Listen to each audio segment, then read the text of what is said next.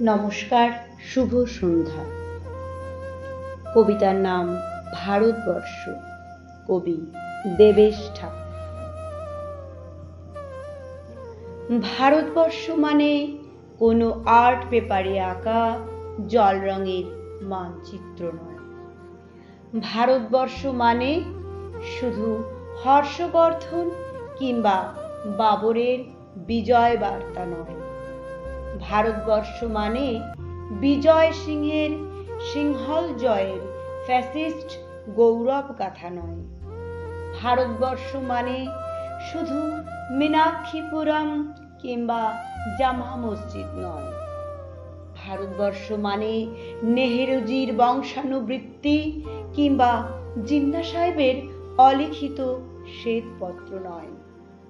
ভারতবর্ষ মানে এক ভালোবাসা, আমার তোমার শব্দের, সঙ্গীতের, জীবনের, আকাশের, মাটির।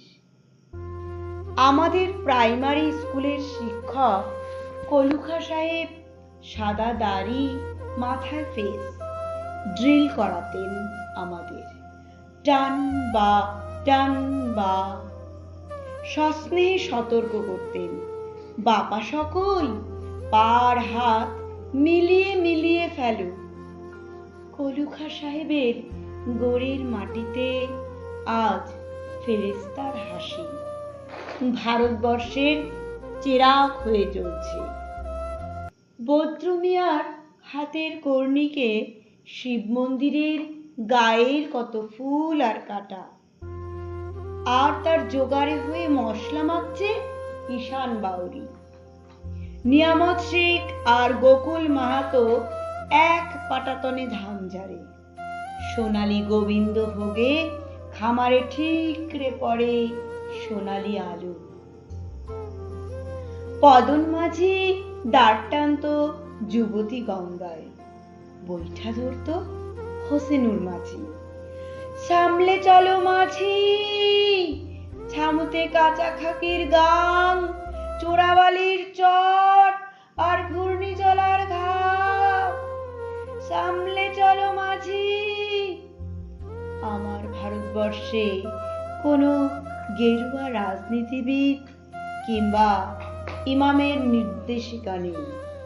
এখানে কোনো সংহিতা হাদিস ছাড়াই কোজাগরি চাঁদের অকৃপণ আলো পড়ে ঈদগার ওপর, আর রমজানি চাঁদ তুলসী মঞ্চের গায়ে পূর্ণ আলো দেয়।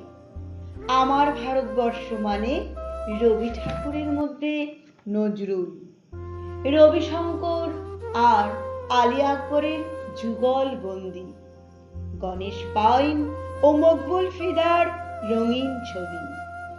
আমার ভারতবর্ষ মানে লালন ফকিরের গান।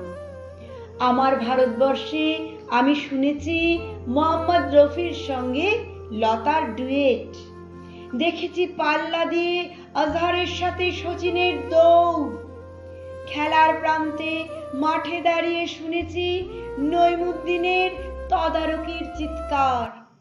বিজয়ন, আকিল, কুলজিৎ, বাইচুং, মাঠটাকে আরো বড় করো। মাঠ দিন দিন ছোট হয়ে যাচ্ছে, মাঠটাকে আরো বড় করা দরকার, অনেক অনেক বড় করা দরকার, অনেক বড়।